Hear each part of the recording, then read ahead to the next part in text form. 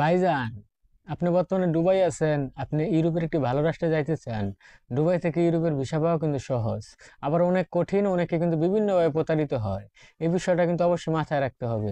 তো দালাল ছাড়া কিভাবে আপনি নিজে নিজে ট্রাই করে ইউরোপের দেশে যাবেন দুবাই থেকে, আজকে এই ভিডিওটিতে আপনাদেরকে দেখানো হবে। আসসালামু আলাইকুম, আমি মোহাম্মদ মেহেদী হাসান। যে যেখান থেকে আমার ভিডিওটি দেখছেন, সবাইকে ব্যাপারী মেহেদী অফিসিয়াল চ্যানেলে স্বাগতম।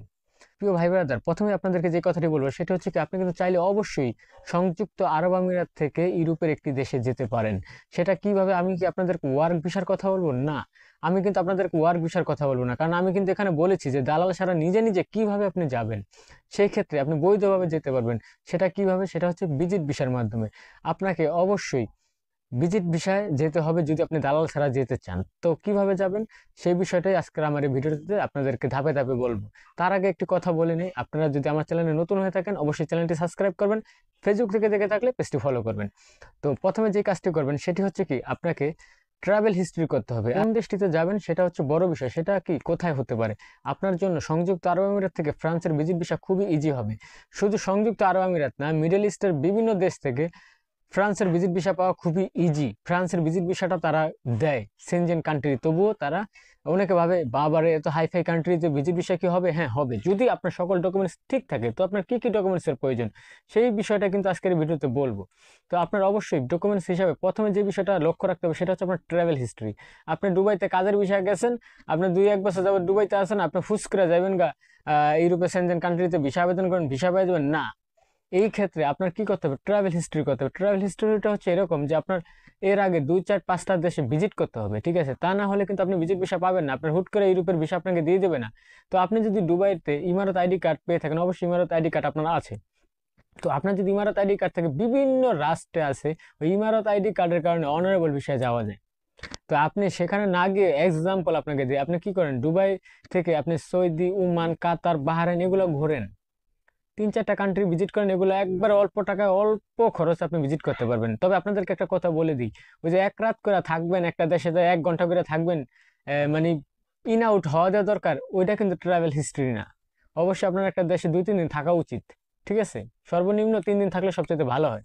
তো আপনি কি করলেন, এরকম ভাবে ভিজিট করলেন, ঠিক আছে? সৌদি গেলেন, ফাঁকে হজটা করে এলেন, সমস্যা কি? উমরাটাকে দিলেন। তো যাই হোক, এটা বললাম আলাদা বিষয়। তো আপনি যদি এরকম 3-4টা দেশ ভিজিট করেন, তারপর আপনি যদি আপনার এই সাইডে যে দেশগুলো রয়েছে আপনার সেন্ট্রাল এশিয়ার আজারবাইজান, আপনি যদি চান 4-5টা দেশ ভিজিট করলে আপনার কিন্তু ট্রাভেল হিস্ট্রিটা হয়ে গেল। তারপর আপনি কি করবেন, আপনার ব্যাংক স্টেটমেন্ট, অবশ্যই আপনার 6 মাসের একটি ব্যাংক স্টেটমেন্ট থাকতে হবে, এবং আপনার কোম্পানিতে এনওসি পেপার নিতে হবে। মানে আপনি যেই আরবাবের হোক, যেই কোম্পানির হোক, যেখানেই আপনার ভিসা লাগানো আছে সেখান থেকে আপনাকে অবশ্যই একটি এনওসি পেপার নিতে হবে। মানে এনওসি পেপার হচ্ছে নো অবজেকশন লেটার, আপনার প্রতি তার কোনো অবজেকশন নাই। অন্য দেশে যান বা কি করেন, কি আসা বিষয়, এই জন্য তার কোনো সমস্যা নেই। এটাকে বলা হয় নো অবজেকশন লেটার। তারপর আপনার অবশ্যই রিটার্ন টিকিট ইয়ে করতে হবে। তারপর আপনার অবশ্যই যেই দেশে যাবেন, ফ্রান্সে যাবেন, তো ফ্রান্সের আপনার হোটেল বুকিং করতে হবে। তো এই কাজগুলো যদি আপনি নিজে নিজে করতে পারেন, তাহলে অবশ্যই আপনি ফ্রান্সের এম্বাসি ফেস করে ফ্রান্সের ভিজিট ভিসা পাবেন, যদি আপনার সকল ডকুমেন্টস ঠিক থাকে। আপনাকে হয়তো বা এম্বাসিতে প্রশ্ন করা হতে পারে, যেরকম আপনি যাবেন ওখানে, আপনি কয়দিন পর ফেরত আসবেন, আপনি কি আসবেন কিনা, তারা আপনাকে প্রশ্ন করতেই পারে। তখন আপনি রিজন দেখাবেন, হ্যাঁ এখানে আমি কাজ করি, আমি চলে আসবো, ঠিক আছে? তো চলে আসলে ভালো ভাই। আমরা বাঙালিরা তো এক দেশে যায় আর তো আসি না ভালো একটা কান্ট্রিতে গেলে।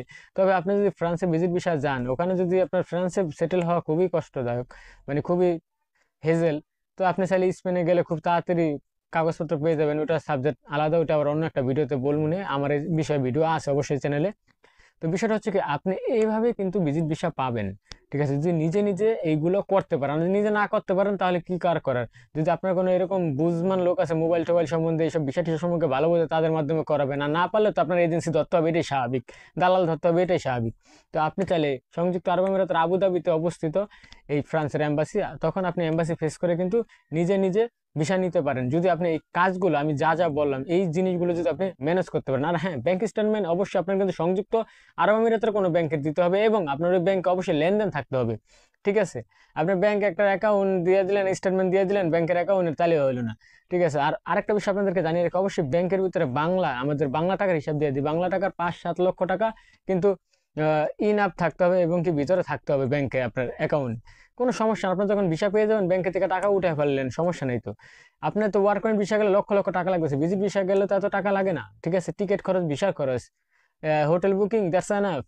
ঠিক আছে, আর তো এরকম খরচ নেই। কিন্তু এটা বিষয়টা হচ্ছে কি, এগুলা সবাই ইউটিউবে বলে না। ঠিক আছে, বিভিন্ন ট্রাভেলাররা কিভাবে, বিভিন্ন ইউটিউবাররা এক দেশ থেকে আরেক দেশ কিভাবে যায়, ঠিক আছে, নিজে নিজে তারা এইভাবে প্রসেসিং করে যায়। বুঝতে পারলে অনেক কিছু, না বুঝলে অনেক কঠিন।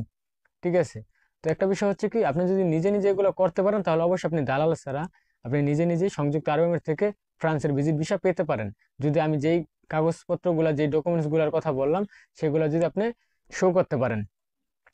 তো দর্শক, আজকের মতো এই পর্যন্তই। সবাই ভালো থাকেন, সুস্থ থাকেন, আল্লাহ হাফেজ।